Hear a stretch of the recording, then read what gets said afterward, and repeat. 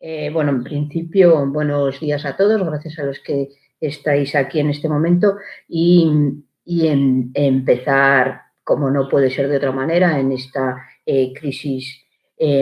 sanitaria a la que nos enfrentamos, comenzar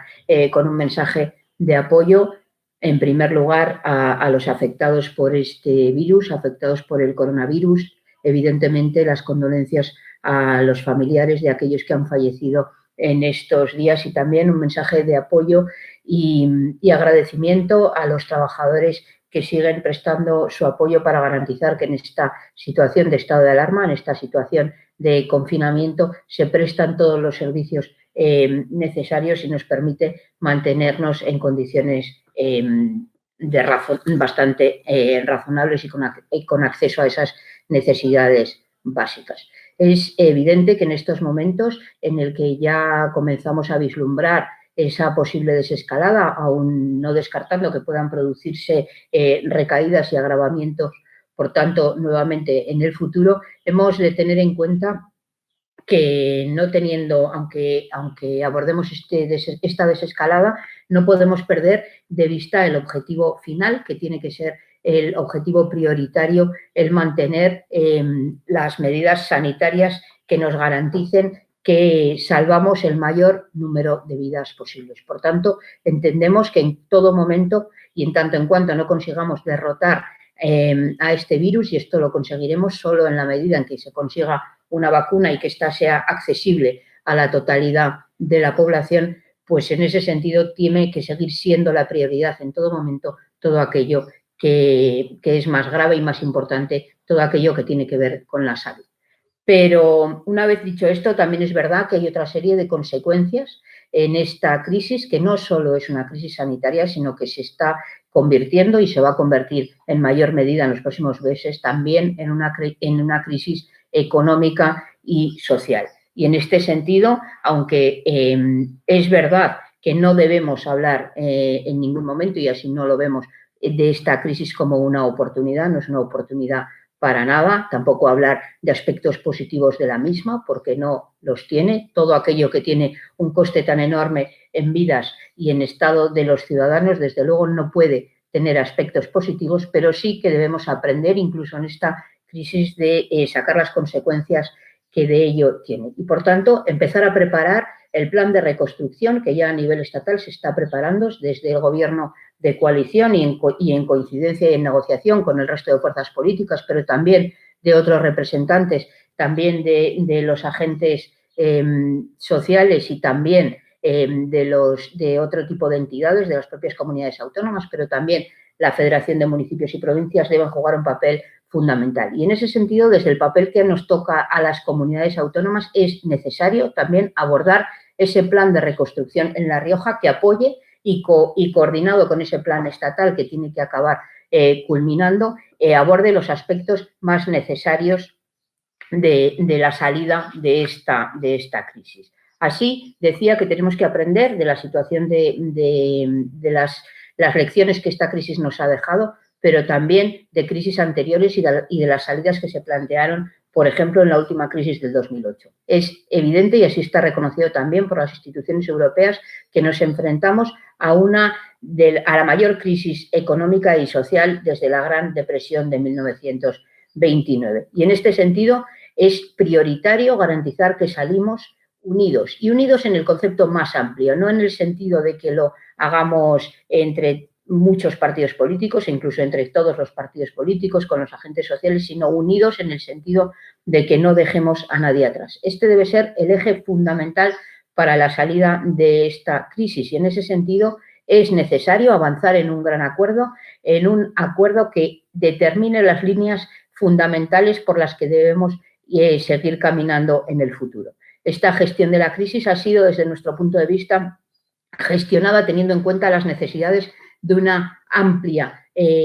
capas de la población, teniendo en cuenta, como no se había tenido en cuenta nunca, a los sectores más desfavorecidos, a los trabajadores, y en ese sentido es por ahí por donde debemos profundizar. Pero también hemos visto cómo la política de recortes, la política austericida de los últimos años ha hecho que abordemos esta crisis con peores condiciones de lo que lo hubiéramos hecho de no haber tenido esa política de recortes. Y en ese sentido, desde nuestro punto de vista, la prioridad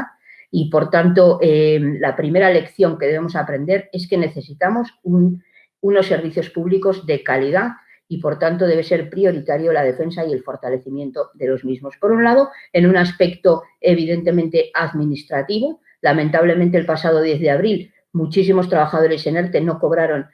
sus prestaciones de desempleo, incluso los autónomos no lo hicieron hasta el pasado viernes, y eso no pudo hacerse porque es evidente que el adelgazamiento del Estado, de los servicios administrativos, ha hecho que no se pudiera tramitar a la rapidez que era requerido. Lo mismo ocurrió con los ERTES, que si bien se han tramitado con una celeridad importantísima, se ha hecho con menos fortaleza de lo que debiera hacerse por el debilitamiento que del sector público se ha venido sufriendo en los últimos años. Pero además es necesario, y esto es algo que desde nuestro punto de vista existe un amplio consenso en la sociedad, un amplio consenso en nuestro país y un amplio consenso en nuestra comunidad, esto debe hacerse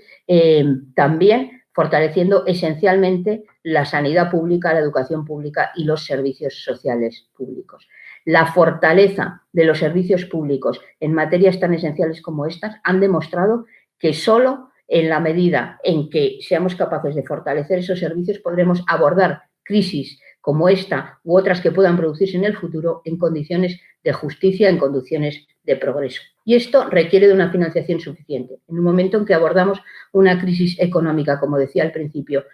enormemente grave, es necesario seguir apostando por algo que ya hicimos en esta comunidad dentro del pacto de gobierno con el Partido Socialista y con Podemos, que es apostar por una fiscalidad justa y progresiva que garantice que tenemos los recursos suficientes para dotar a esos servicios públicos esenciales, básicos y fundamentales de los recursos suficientes para abordarlo. Pero además es necesario dar una vuelta a nuestro sistema productivo y, por tanto, reforzar y ampliar el sector industrial y agrario en nuestra comunidad para avanzar a un nuevo modelo económico que, sin olvidar el empleo y a los trabajadores, porque lo que se ha visto también en esta crisis es que son los trabajadores los que llevan el peso fundamental en la prestación de los servicios básicos de nuestra comunidad. Es necesario también, por tanto, abordar esas necesidades básicas y garantizar que el objetivo a cumplir es, por un lado, el fortalecimiento de nuestro tejido productivo para garantizar que no volvemos a tener desabastecimiento de cuestiones tan básicas como PCRs, como mascarillas o como equipos de protección para los trabajadores que están prestando esos servicios esenciales. También que damos el apoyo suficiente a un sector tan importante en nuestra comunidad como es el sector agrario, que garantiza que tenemos lo necesario para subsistir y también que eso se hace en condiciones estables para los trabajadores. Estamos viendo cómo el empleo se viene destruyendo en los últimos meses y es necesario, por tanto, también abordar una regulación de ese empleo para garantizar que repartimos el empleo. Hay que repartir el empleo, reducir la jornada para que todos trabajemos. Y en ese sentido yo decía que debemos contar también con las administraciones territoriales más pequeñas y me refiero lógicamente también a los municipios. Es básico y fundamental dar a los ayuntamientos las vías necesarias para permitir intervenir directamente garantizando esos servicios sociales más básicos a sus propios ciudadanos. La administración más cercana al ciudadano, los ayuntamientos, tienen y necesitan poder utilizar sus recursos, por un lado para contratar personal en los servicios básicos y por otro lado para gastar los superávits que se han generado en los últimos años también para garantizar esos servicios sociales. Y para eso es necesario también ya la eliminación de la regla de gasto, también debe contemplarse la política municipal dentro de ese gran acuerdo que deberíamos abordar en nuestra comunidad. Y en definitiva, debemos profundizar todas las líneas políticas que desde el pacto de gobierno firmado entre Izquierda Unida, Podemos y el Partido Socialista se ahondaron en su momento e intentar sumar, garantizando que nuestra finalidad sea, como decía, el acceso al empleo, el acceso a una vivienda, el acceso a la educación, a la sanidad pública y a los servicios sociales de calidad, porque eso es la principal obligación de cualquier gobierno, de cualquier institución, que no puede ser otra que garantizar los derechos humanos de todos sus ciudadanos, los derechos humanos en un sentido amplio. Y, por tanto, es fundamental y básico que esto lo hagamos, además, a través de ese fortalecimiento de esos servicios públicos. Y con eso yo simplemente os dejo, sí que anunciar que conversaremos, evidentemente,